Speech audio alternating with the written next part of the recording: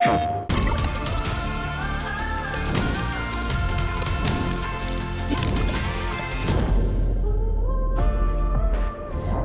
everyone, I am Cuddlecore and I am your host for Women of the FGC Tekken Edition, where we highlight the women in the community and their successes. Today, here with me is Team Infinite's Athena. Hi Athena, hope you're doing well. I'm good, I'm doing great. Thanks for having me. So happy to have you, it is no problem. But before we dive into your history with Tekken, I actually would like to give a little bit more info on myself. I am a professional Tekken 7 player for equxgaming.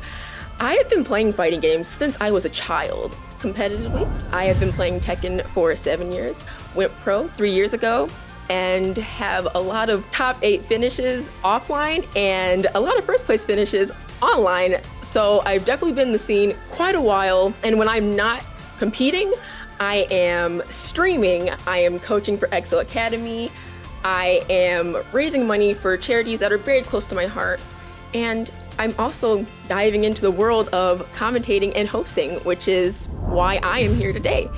So now that we have a little bit more info on me, let's go back to Athena. So, Athena, how did you even get into Tekken? Where are the origins of how you started? Okay, so a long time ago, for my birthday, I think I was like 3 or 4 years old, my parents got me a PlayStation 1 and they got me a whole bunch of random games and Tekken was in it. And I'm just like, what possessed my parents to get this scary looking guy with electricity in Tekken? It was the first game I ever popped into my PlayStation. And I was really intrigued because I think a little girl, I thought Jin was cute. So I definitely was like, let's see what comes about this. And it's been increasing ever since. I've just been playing the game, every single franchise for as much as I could.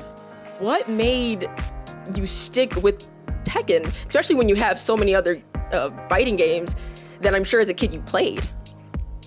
Honest to goodness, movement. I will never forget, I couldn't sleep.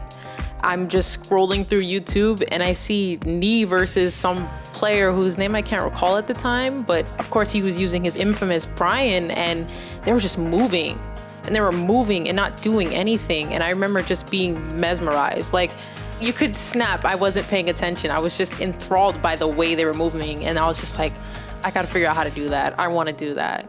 Since we're talking about Brian, I don't see you play any Brian. I'm just curious because I know you play Heihachi, Bob, and Dragunov. What made you go to them instead of Brian? Oh goodness. The need to figure out how to play the game. And I was always told that Mishimas are very fundamental oriented, and the way I like to learn games is through fundamentals. That's just how I do it. So I was told, oh, Mishimas will teach you spacing, they'll teach you whiff punishment, they'll teach you frames and whatnot. And that's kind of why. I know, I wish I could use Brian. I think he's a little bit more technical, a little bit more difficult than Mishimas, but yeah, that's just how it came about. There's 3 Mishimas in the game, but why the old man himself? I love the fact that we're so different. I'm super chill, I'm very happy, I'm super easygoing, and he's just this ornery, aggressive, big buff guy. So I think we kind of balance each other out, honestly. It's a strange phenomenon, but that's just how it works. What was like the first tournament that you went to that kind of made you go, hey, I need to be a part of the scene more? CEO 2019. That was an amazing time. Just getting to see all the players that I look up to. There's Anakin and Speed Kicks playing a set, and then you turn to your left and Cody's over there, and then you look on stage and Chanel and JDC are playing. It was just an array of emotions and just so much hitting you all at once, and the scene and the competitive nature and the atmosphere.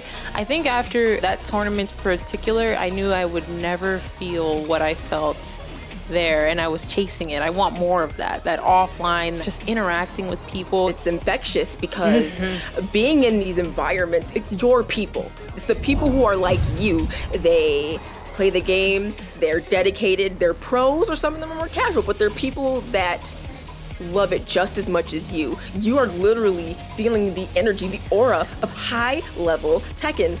But even on the competitive side, like when you start to play those matches and things like that, did you find yourself feeling nervous or going like, man, like I wish I could play the same way those other players play? Like, were there any nerves when you first started or any doubts or any goals that you had first starting?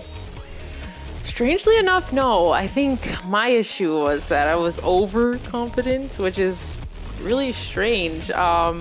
I came in there thinking, okay, I'm gonna go in and have fun, of course, but I also was like, I'm winning this, which is so, I think that's hilarious that I could have that mindset going in. Obviously, I've simmered down to more realistic, let's gradually work and get win these things, but no, I was very calm, no nerves. I don't think it's bad though that you were confident. I think confidence can come in waves, but especially as a woman in the fighting game community, I think confidence is essential to have because there's definitely naysayers for for the women who exist in this. Like, there's always some sort of doubts. I'm sure that people who don't think that we can perform to the same level as our male counterparts, but obviously that's untrue because women have proven it time and time again in multiple games, whether it's the fighting game community or not.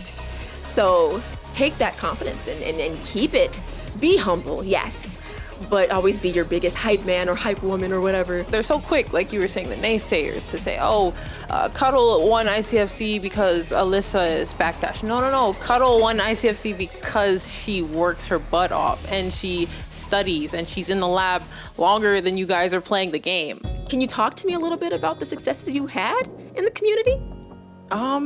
Yeah, well, being sponsored, one thing. I didn't really see that for myself at all. I'm super shy, very to myself. I like to stay in a shell. So I think that right there is a success.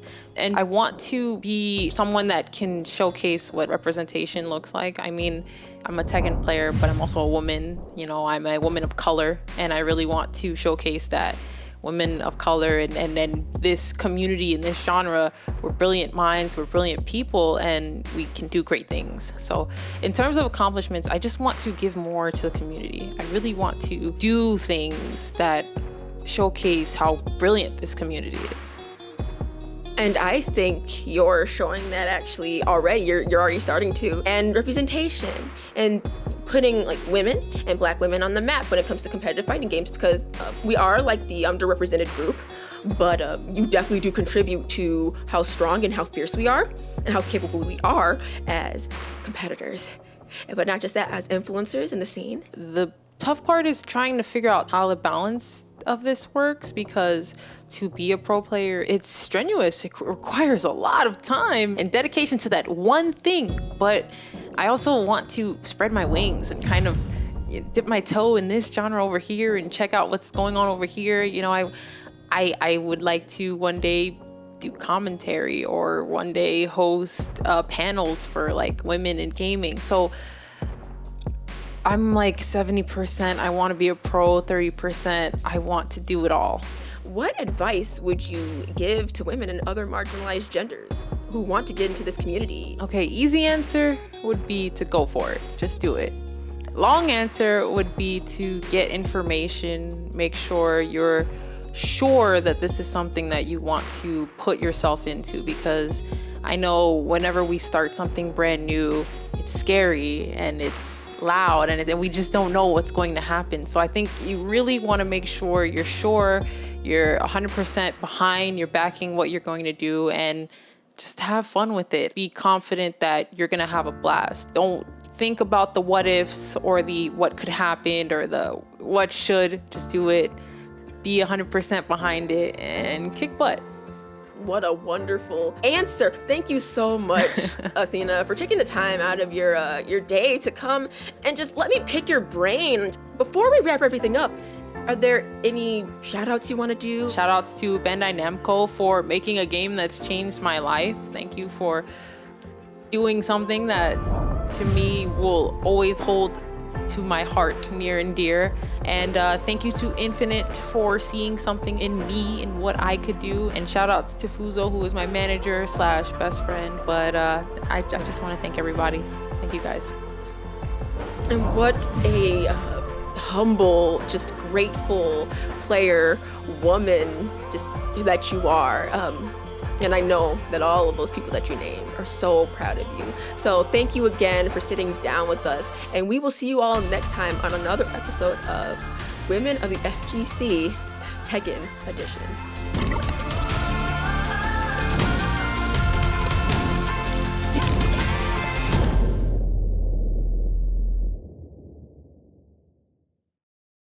PlayStation